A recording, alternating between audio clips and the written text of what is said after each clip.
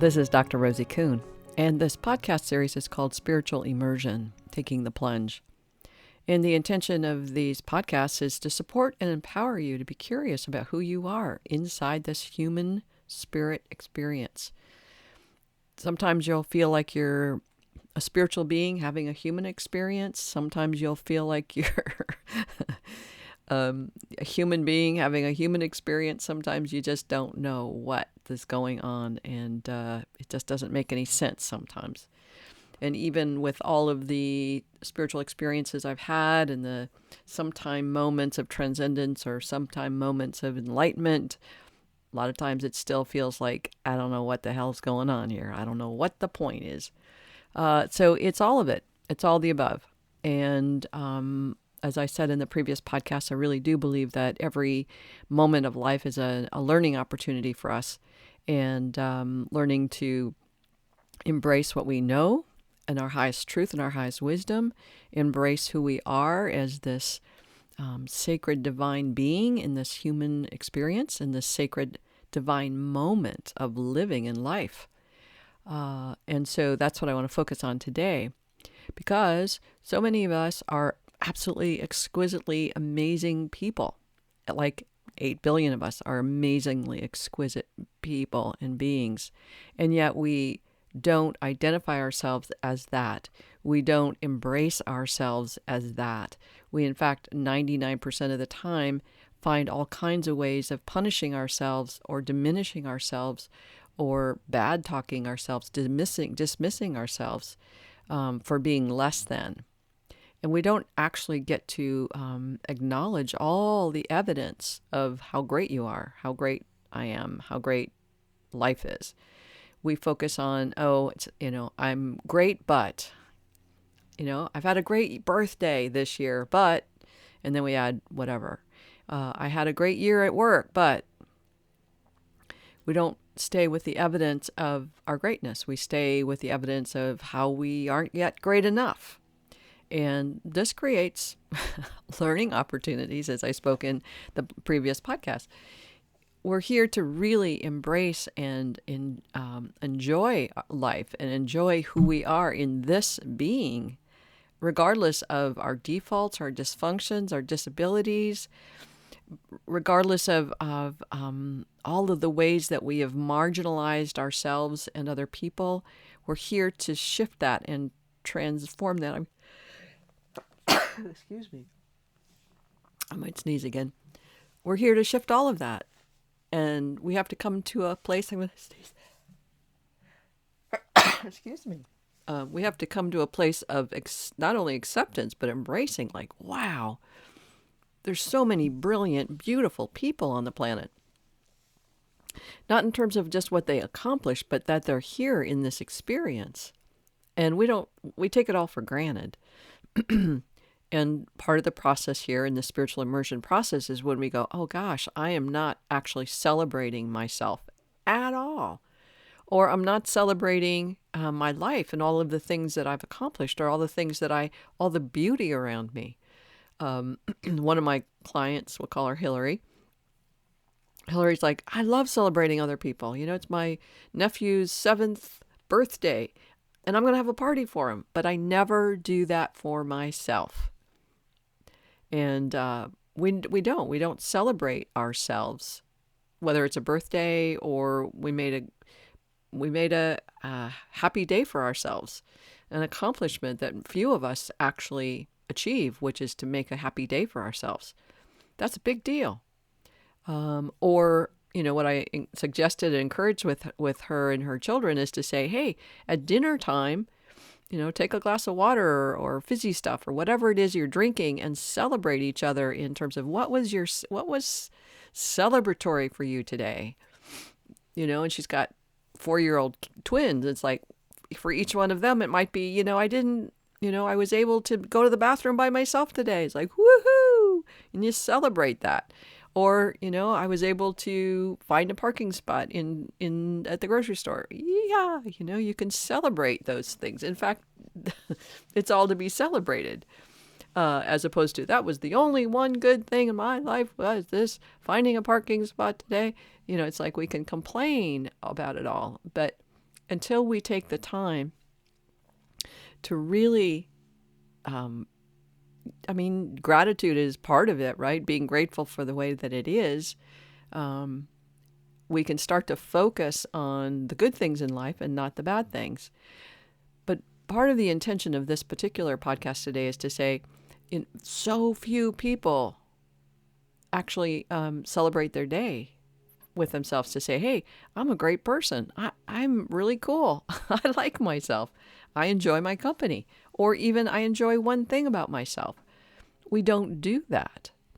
And that's what creates despair and depression and disconnection and the fear of connecting with other people, because we're afraid they're going to see what we know to be true in what's missing in us, in what we lack, or what we're unworthy of, or we're not lovable enough, or whatever that is.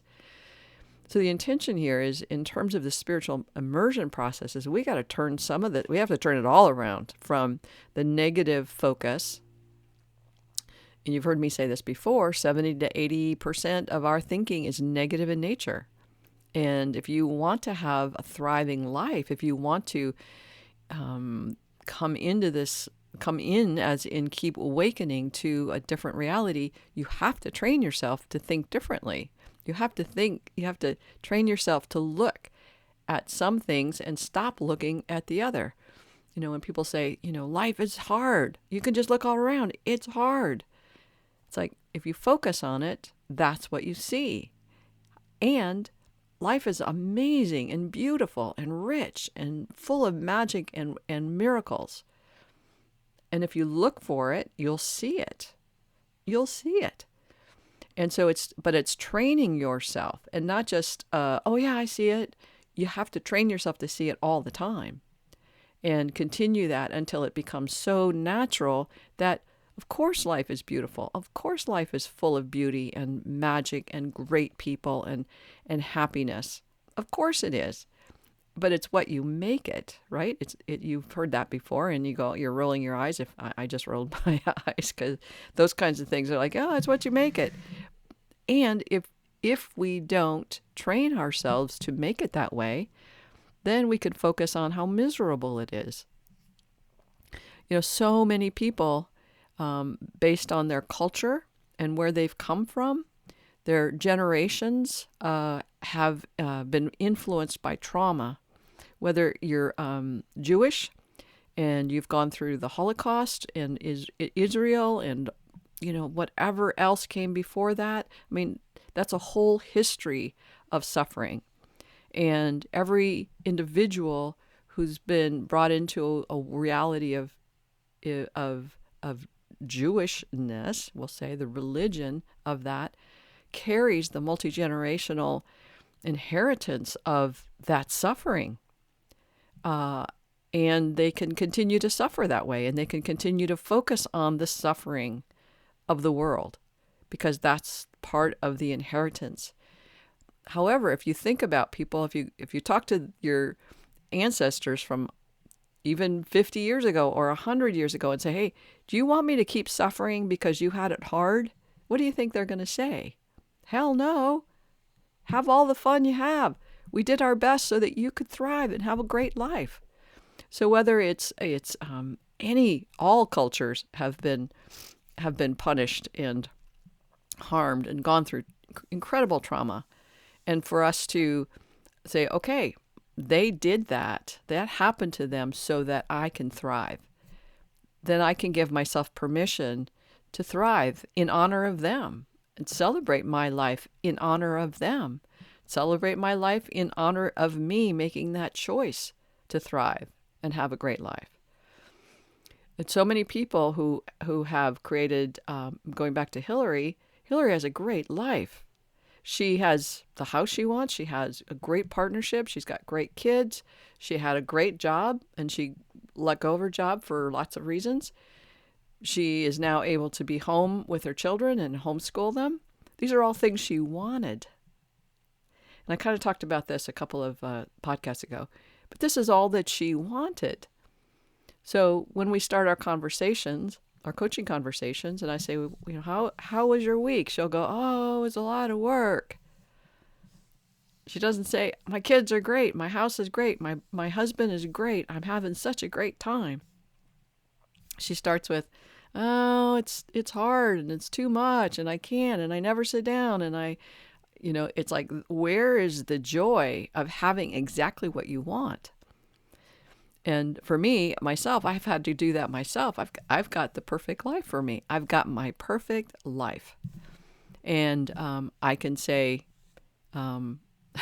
okay, if it's perfect, where's the money? Or if it's perfect, why are you living in a travel trailer? If it's perfect, why don't you have the money to go traveling? If it's perfect, like all that stuff, right? As opposed to saying, I have this beautiful trailer I live in and I'm just so happy and comfortable here. And I've got great clients and I've got a beautiful environment I live in. And I've got all the money I need to have a simple, beautiful life.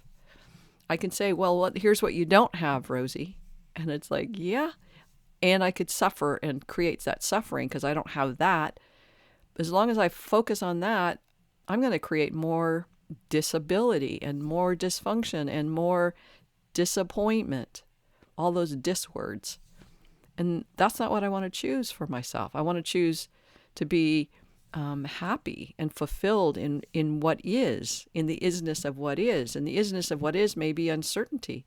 And how do I feel fulfilled in that? Big question. But it starts with focusing, training my focus on what is working, training on the evidence of everything I've accomplished, that I'm an accomplished person. I tend to think of myself as a pathetic loser. But if I add it up, if you guys go to my website and you look at what's there, I'm not saying that to brag. I'm just saying in myself, I look at, I'm a pathetic loser. I should go to my website more often and go, somebody who's a pathetic loser doesn't create all this stuff.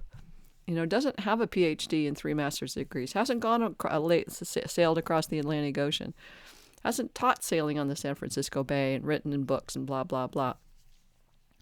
And I go, oh yeah, that's right. I did those things.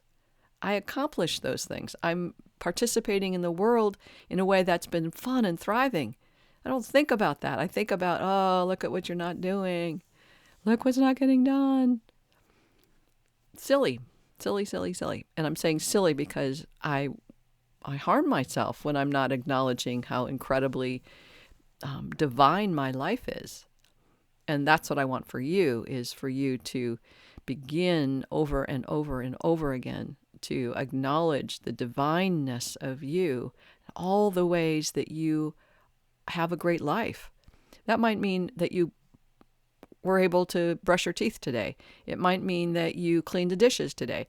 It might mean that you paid some bills today. It might mean that you created a painting today. It might be that you sat down and connected with some people, whether it was your children or partner or others, in a way that brought happiness and fulfillment and laughter. Doesn't matter, but when you look at the evidence of who you are, you begin to grow the divinity of you, the sacredness of you, the fullest expression of your natural, essential nature.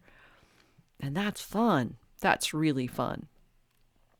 And you get to go, wow, I'm actually enjoying myself. That's what we're here to do, is enjoy ourselves, even in the midst of a calamity, even in the midst of fires or pandemics or hurricanes, all of it. It's like we're here to enjoy ourselves and find that source of that joy, no matter what. And practicing gratitude and all the little things we can be grateful for. I started out, I was in my 30s, I may have mentioned this already, where I said, I don't have anything to be grateful for. And I had a master's degree at that point, and and I had a good life, but it was like I have nothing to be grateful for. I was so angry and pissed off and bitter. And it was like, okay, where are you going to start here? And I started with, I'm grateful for my teeth. I've got my teeth. Some people don't. I'm grateful that I have, fingers and toes that work. I have no pain in my joints. I'm a healthy person. I can be grateful for that. And a great prayer or a great place to start is to say, I'm grateful for the way that it is. And if you're anything like me, you'd go, hell no, look at my life. Look at what's happening in the world. I'm not grateful for this. That's the starting point. And you go, So what can I be grateful for this moment? It's like, well, I just had lunch. I liked it. It was warm and filling. I can be grateful for that. All right. I brushed my teeth this morning. I can be grateful for that. Just those little things. I took my dog for a walk. I can be grateful that I can walk, that I have this loving companion, that she's so cute. So she just always offers up that cuteness in my life. I can be grateful for all those things. So just take that on as a practice for you and see what shows up. Just as an experiment, see what shows up when you begin to see what you have, see who you are in this, as opposed to who you are not and what you don't have. So that's pretty much it. In the Course in Miracles, it says, lack implies that there's something missing in this state of being. It's like, this is a divine universe. This is, from my perspective, it's a divine universe. And if you've been sticking around almost 75 podcasts, this is probably 75th, you're listening to somebody who sees the world as divine. Everything is divine. And if I'm saying, oh, it's lacking, it's like, who am I to say the divineness, the consciousness of the universe is somehow lacking? Like, how crazy is that? So that was one of those moments when I heard that and read it over. I've read it over 100 times, I'm sure. That lack implies there's something wrong with this state of being in the world. It's like, wow, that's kind of arrogant on my part. And I better get over myself, because the universe has got a bigger plan for things, sees things much more differently than I do. Anyway, I have gone way over by a couple minutes, and I'm sending you big hugs and blessings. And until next time, bye for now.